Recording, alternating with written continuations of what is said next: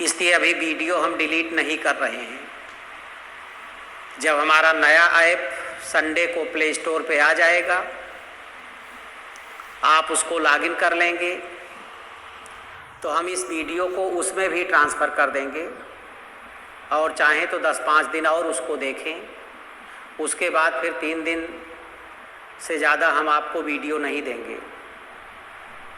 देखिए, अभी जो पाश्चात्य राजनीतिक चिंतकों का इतिहास जहाँ से शुरू हुआ, वहाँ से हमने लेक्चर 1, लेक्चर 2, लेक्चर 3 करके डाल दिया है। हमारे टेक्नीशियन ने डाला है ऐसी परिस्थितियों में। लेकिन अब आगे ऐसा नहीं होगा। अब जैसे हम अरस्तु शुरू करेंगे तो ऊपर अरस्तु लिखा रहेगा, अब अरस्तु में कितने लेक्चर बनते हैं वो लिखा रहेगा। फिर उसके बाद नया थिंकर शुरू होगा तो उसमें कितने लेक्चर बनते हैं वह उसमें लिखा रहेगा, ताकि आपको पता चले कि अरस्तु में कितने लेक्चर हैं, लाक में कितने लेक्चर हैं, हाब्स में कितने लेक्चर हैं और किससे संबंधित है। अभी तक आपने प्लेटो की रिपब्लिक का अध्ययन किया और प्लेटो के जो राजनीतिक विचार हैं उसमें इसी पुस्तक का सर्वाधिक महत्व है और परीक्षा में यहीं से मैक्सिमम सवाल हर वर्ष बनते हैं।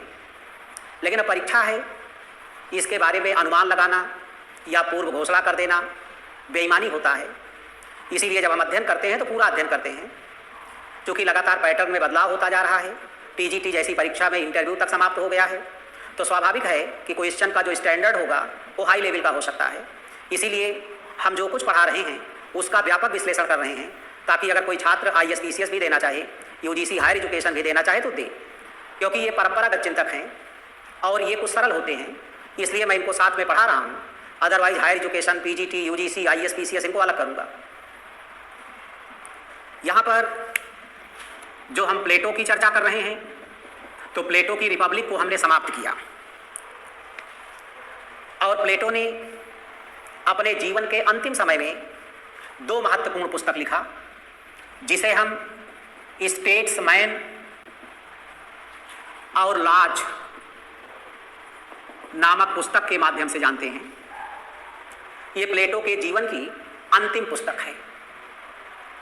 यद्यपि प्लेटो का पाश्चात्य जगत में महत्व उनकी प्रसिद्ध पुस्तक रिपब्लिक के कारण है, क्योंकि हमने आपसे पहले भी कहा था कि रिपब्लिक को हम पॉलिटी कहते हैं और इसका शाब्दिक अर्थ है राज व्यवस्था। यानी यह एक प्रकार से यूनानी नगर राज्य के एथेंस का संविधान था और इस पुस्तक में बताया गया था कि जो शासक बैठेगा वो आदर्श राज्य की स्थापना कैसे करेगा और राज्य में न्याय व्यवस्था को कैसे लागू करेगा।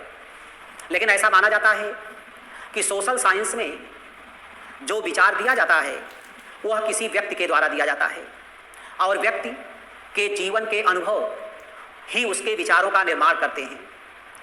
कभी कभी व्यक्ति जब विभिन्न परिस्थितियों से गुजरता है तो उसे कभी कभी अपने पूर्व विचारों पर भी संदेह होने लगता है कि क्या ऐसा संभव है। इसीलिए प्लेटो जब जीवन के अंतिम पड़ाव पर पहुँचे तो उनको ऐसा महसूस होने लगा कि आदर्श राज्य का जो हमने सांगोपांग विवेचन किया है, क्या वह यथार्थ जगत में संभव है। प्लेटो जब वृद्ध हुए तो उनको तमाम सारी चीज़ों की ज़रूरत पड़ी। परिवार की भी आवश्यकता है, वृद्धावस्था में संपत्ति की भी आवश्यकता है। तो उनको ऐसा एहसास होने लगा कि हमने रिपब्लिक में जो बातें कही वह शायद व्यवहारिक जगत में लागू नहीं हो सकती। और मुख्य समस्या प्लेटो के सामने ये थी कि एथेंस की जनतंत्रीय सरकार ने सुकरात को विष का प्याला राज्य के कानून के अंतर्गत पिलाया था। इसीलिए प्लेटो को जनतंत्र और कानून से बड़ी घृणा हो गई थी। इसीलिए रिपब्लिक में जिस आदर्श राज्य की स्थापना का सपना उन्होंने देखा, उस आदर्श राज्य में जो दार्शनिक राजा बनाया था उसके ऊपर कानून का कोई बंधन नहीं लगाया और साथ साथ जनतंत्र को नकारते हुए कुलीन तंत्र की कल्पना किया था। क्योंकि जनतंत्र में जनता शासक को चुनती है और तत्कालीन व्यवस्था में उन्होंने शासक में जो उदंडता, अनुशासनहीनता, भ्रष्टाचार और निरंकुशता को देखा, उससे उनको लगा कि प्रजातंत्रीय व्यवस्था में अनभिज्ञ, मूर्ख, अल्पज्ञानी जैसे व्यक्तियों का भी चुनाव हो सकता है। इसलिए प्रजातंत्र कभी भी जनहित के लिए उपयोगी नहीं होगा। इसीलिए जब वह अपनी वृद्धावस्था में पहुँचे और जीवन के अनुभव को उन्होंने व्यापक दायरे में देखा, तो स्टेट्समैन में उन्होंने रिपब्लिक में दिए गए विचारों को बदलने का प्रयास किया और जो बदलाव उन्होंने स्टेट्समैन में दिखाया उसका लाज में पूर्णतया विकास हुआ। स्टेट्समैन को ग्रीक में पॉलिटिक्स कहा जाता है और इसका शाब्दिक अर्थ होता है राजनेता या राजमर्मज्ञ। इसका शाब्दिक अर्थ होता है राजनेता या राजमर्मज्ञ। राजनेता या राजमर्मज्ञ इसका शाब्दिक अर्थ होता है।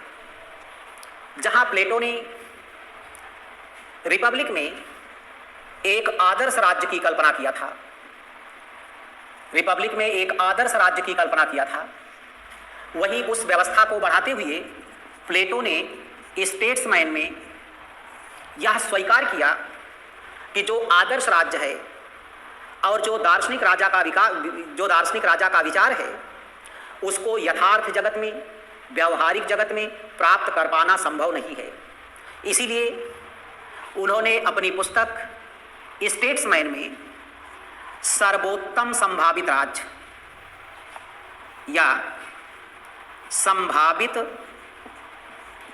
सर्वोत्तम राज्य की बात कही और इसी सर्वोत्तम संभावित राज्य को उन्होंने आदर्श राज्य ना कहकर उपादर्श राज्य की संज्ञा दिया और इसी उपादर्श राज्य को मिश्रित राज्य भी कहा जाता है।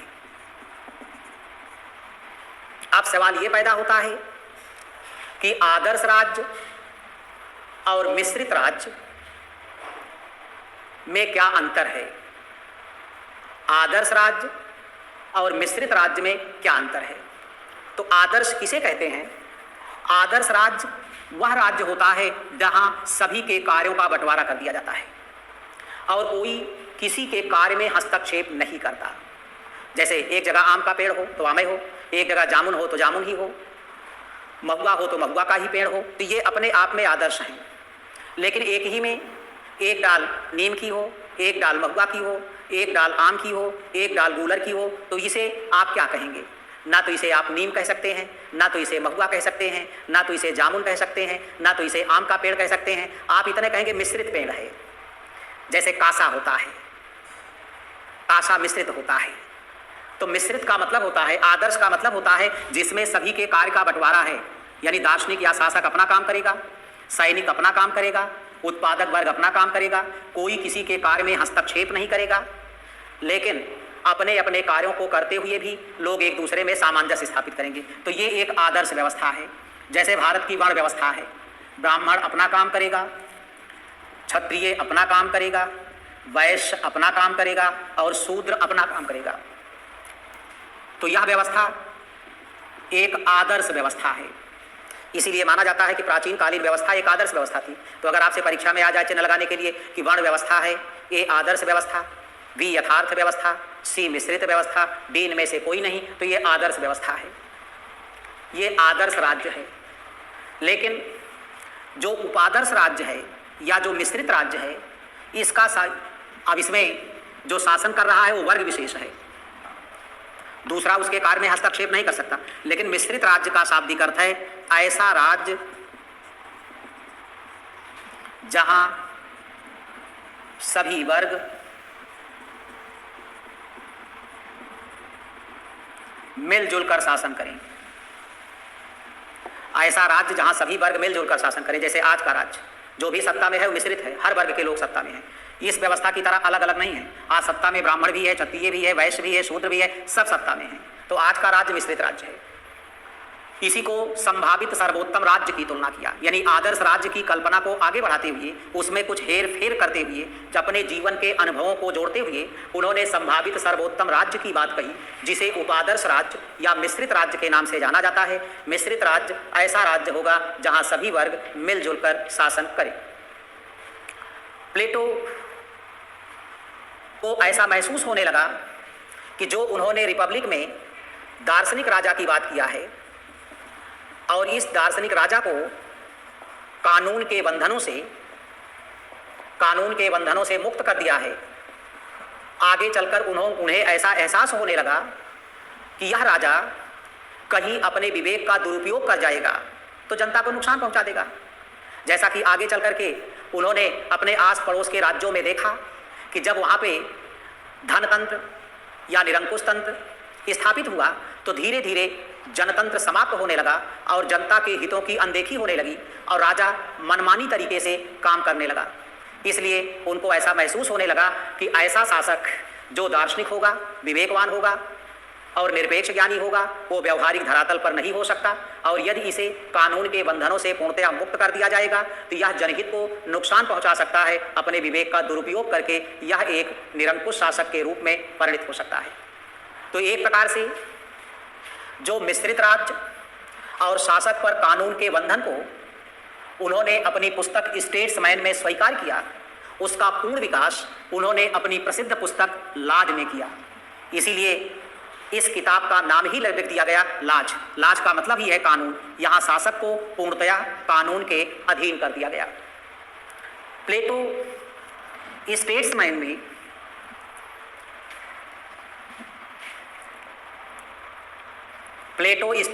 में राज्य का वर्गीकरण करते हैं। प्लेटो स्टेट्समैन में राज्य का वर्गीकरण कर रहे हैं।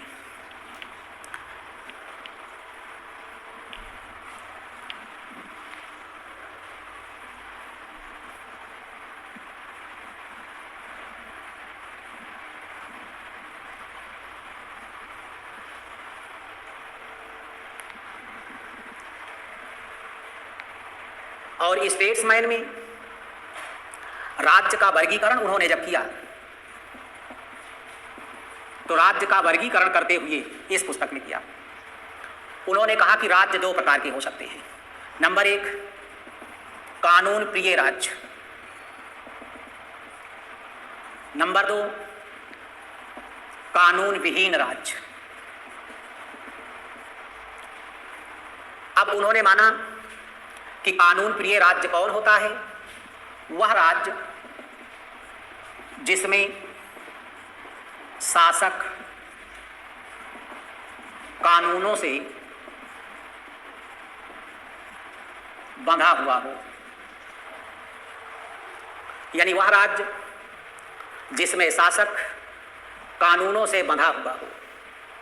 अब स्वाभाविक है कि जब शासक कानून से बंधा होगा तो जो भी काम करेगा वो कानून के अनुसार करेगा, तो निश्चित रूप से वह अपनी बुद्धि का दुरुपयोग नहीं कर पाएगा। ऐसे में राज्य में रहने वाले लोगों को वह कोई नुकसान नहीं पहुंचा सकता। इसलिए प्लेटो कहते हैं कि अगर शासक कानून से बंधा हुआ है तो शासक अपने विवेक का दुरुपयोग नहीं करेगा और ऐसे में राजतंत्र सर्वोत्तम शासन होगा। और जो जनतंत्र है वो निकृष्टतम शासन होगा। जब शासक कानून से बंधा होगा तो शासक अपने विवेक का दुरुपयोग नहीं कर पाएगा, सब कुछ कानून के अनुसार करेगा, तो वहां जनतंत्र की कोई आवश्यकता नहीं है। फिर वहां पर राजतंत्र सर्वश्रेष्ठ शासन होगा। लेकिन कानून विहीन राज्य की बात करते हुए कहते हैं वह राज्य जिसमें शासक कानूनों से बंधा हुआ नहीं है। तो अगर शासक कानून से बंधा हुआ नहीं है तो शासक अपने विवेक का दुरुपयोग कर सकता है, क्योंकि उसे अपने विवेक से काम करना है, तो उसके ऊपर विश्वास कर पाना संभव नहीं है। इसीलिए किसी को एब्सोल्यूट पावर नहीं दी जाती। हमने पीछे कहा है कि लॉर्ड एक्टन ने कहा है कि power corrupts, absolute power absolutely corrupts, यानी सत्ता लोगों को भ्रष्ट बनाती है और पूर्ण सत्ता पूर्ण भ्रष्ट बनाती है। इसीलिए किसी को पूर्ण पावर नहीं देना चाहिए। तो अगर शासक कानूनों से बंधा हुआ नहीं है तो वहां पर जनतंत्र, चूंकि जनतंत्र एक समूह का शासन होता है और समूह में कोई व्यक्ति अकेले नहीं होता और एक साथ सभी लोग भ्रष्ट या निरंकुश नहीं हो सकते। इसलिए जब कुछ लोग गलत करने लगेंगे तो कुछ लोग उसका विरोध करने लगेंगे। आप परिवार में भी देखते हैं, घर का एक सदस्य किसी गलत रास्ते पे चलता है तो घर के ही अन्य लोग खड़े होकर के अपने ही सदस्य का विरोध करने लगते हैं। आप राजनीतिक दलों को भी देखते हैं कि अगर राजनीतिक दल में कोई एक गलत रास्ते पे चलता है, वो चाहे कितना भी बड़ा क्यों ना हो, तो एक समूह उसके विरोध में खड़ा हो जाता है। लेकिन ऐसे लोग जो निर्दलीय चुनाव जीत कर आते हैं, वो जो भी करें वही सही है, क्योंकि उनके ऊपर कोई हेड बॉस नहीं है।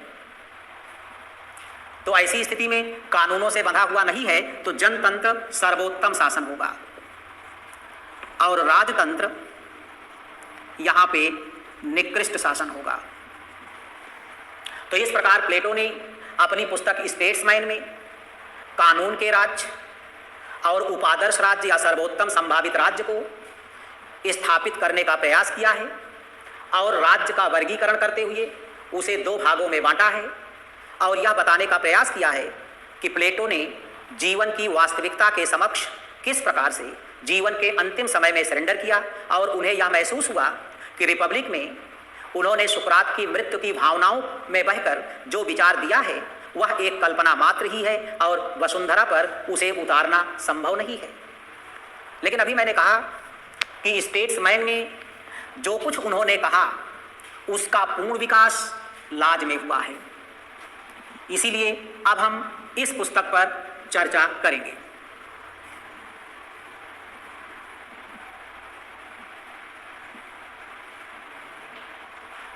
प्लेटो ने अपने आदर्श राज्य में 5040 जनसंख्या की बात किया। अब जनसंख्या में प्लेटो ने नागरिकता की बात नहीं किया था, परिवार की बात नहीं किया था।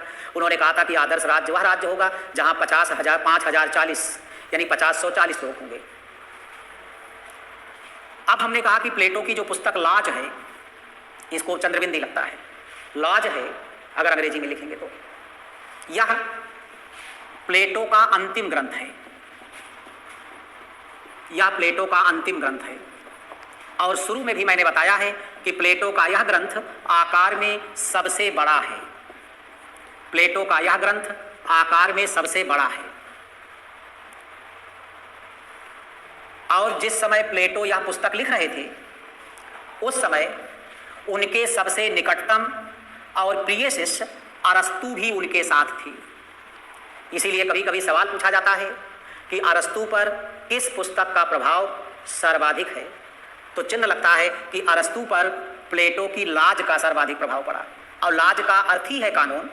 इसीलिए अरस्तु शुरू से विधि के शासन या कानून के शासन के समर्थक हो गए। इसीलिए कभी कभी कहा जाता है कि प्राचीन काल में विधि के शासन का संबंध किससे है, तो अरस्तु से है। प्राचीन काल में संवैधानिक शासन या संवैधानिक सरकार का संबंध किससे है, तो अरस्तु से है। संविधानवाद प्राचीन काल में किसकी देन है, तो चिन्ह लगता है कि अरस्तु की देन है। तो अरस्तु पर इस पुस्तक का इतना प्रभाव पड़ा कि अरस्तु उसके कट्टर समर्थक बन गए। अभी मैंने कहा कि स्टेट्समैन में जो विचार प्लेटो ने रखा उसका पूर्ण विकास उसके अंतिम ग्रंथ लाज में हुआ है। इसीलिए माना जाता है कि उपादर्श राज्य या मिश्रित राज्य तथा कानून के शासन का विचार पूर्ण रूप से लाज में दिखाई पड़ता है। एक प्रकार से प्लेटो ने लाज में वैधानिक राजतंत्र और वैधानिक जनतंत्र का मिश्रण प्रस्तुत करने का प्रयास किया और इसका साफ मतलब होता है कि शासन राजा करेगा लेकिन जनता की सहमति भी उसके लिए आवश्यक होगी। यही कारण है कि ऐसा प्लेटो ने कभी भी स्वीकार नहीं किया कि जो शासक है वो विवेकवान ना हो, वह ज्ञानी ना हो। उन्होंने इस बात को स्वीकार किया कि जो शासक है वह विवेकवान वह पूर्ण ज्ञानी हो, लेकिन उस पर कानून का भी बंधन हो, ऐसा उन्होंने माना। यानी शासक विवेकवान व पूर्ण ज्ञानी हो, लेकिन उस पर कानून का भी बंधन हो। अर्थात रिपब्लिक में जो उन्होंने एक विवेकवान व पूर्ण ज्ञानी शासक का विचार दिया, उसको अंतिम दौर तक छोड़ा नहीं, बल्कि उस पर कानून का बंधन लगा दिया। इसीलिए इसमें विरोधाभास दिखाई पड़ता है कि जब एक विवेकवान व्यक्ति सत्ता में बैठा हुआ है और अपने विवेक से उसे व्यवस्था चलाना है, तो फिर उस पर कानून की कोई आवश्यकता नहीं है। प्लेटो ने अपने अंतिम पुस्तक लाज में उन सभी विचारों को बदलने का प्रयास किया जो उन्होंने रिपब्लिक में दिया था। कैसे? जैसे नंबर 1, जहां रिपब्लिक में आदर्श राज्य की स्थापना का प्रयास हुआ था, वहीं लाज में उपादर्श राज्य या मिश्रित राज्य की बात कही गई। नंबर 2, जहां आदर्श राज्य में दार्शनिक राजा के शासन का आधार केवल विवेक होगा, उस पर कानून का कोई बंधन नहीं होगा, वहीं लाज में दार्शनिक राजा को या विवेकवान शासक को कानून के अधीन कर दिया। तीसरी चीज, जहां रिपब्लिक में केवल राज्याश्रित शिक्षा यानी सरकारी शिक्षा की बात कही गई थी, वहीं लाज में राज्याश्रित शिक्षा के साथ साथ निजी शिक्षा की बात को भी प्लेटो ने स्वीकार किया। अगला, जहां रिपब्लिक में उत्पादक वर्ग के बच्चों को प्लेटो ने शिक्षा से वंचित कर दिया, वहीं लाज में उत्पादक वर्ग के बच्चों को भी शिक्षा देने की बात कहा। अगली चीज, जहां रिपब्लिक में प्लेटो ने अभिभावक वर्ग अर्थात शासक और सैनिक पर साम्यवाद की व्यवस्था लागू करके उन्हें संपत्ति और परिवार से वंचित कर दिया, वहीं लाज में उन्होंने अभिभावक वर्ग को भी संपत्ति और परिवार रखने की छूट दे दिया, क्योंकि जीवन के अंतिम समय में सच्चाई का एहसास हुआ। इस प्रकार आपने देखा कि प्लेटो ने जीवन के अंतिम समय में अपने सारे विचारों को बदला। इसीलिए प्लेटो का महत्व स्टेट्समैन और लाज के कारण पाश्चात्य जगत में नहीं है, बल्कि प्लेटो का महत्व पाश्चात्य जगत में रिपब्लिक के कारण है, क्योंकि उन्होंने जिन आदर्शों को व्यक्त किया उसको तर्कों के साथ सही सिद्ध करने का भी प्रयास किया। इसी के साथ प्लेटो पूर्णतया समाप्त हो गया। अब अगला चिंतक हमारा अरस्तू होगा, और अब हम आज इतने पर ही समाप्त करेंगे, क्योंकि नया चिंतक नए दिन हम शुरू करेंगे। क्योंकि अभी कुछ लोग शिकायत कर रहे हैं कि सर इसमें कुछ डाटा ज़्यादा लग रहा है, तो हमारा नया ऐप प्ले स्टोर पे संडे को जब आ जाएगा, आप उसको ले लेंगे, उसमें हम वीडियो डाल देंगे और तब उसमें समय आपको कुछ ज़्यादा बढ़ा दिया जाएगा। इसी के साथ आज का क्लास समाप्त होता है। धन्यवाद।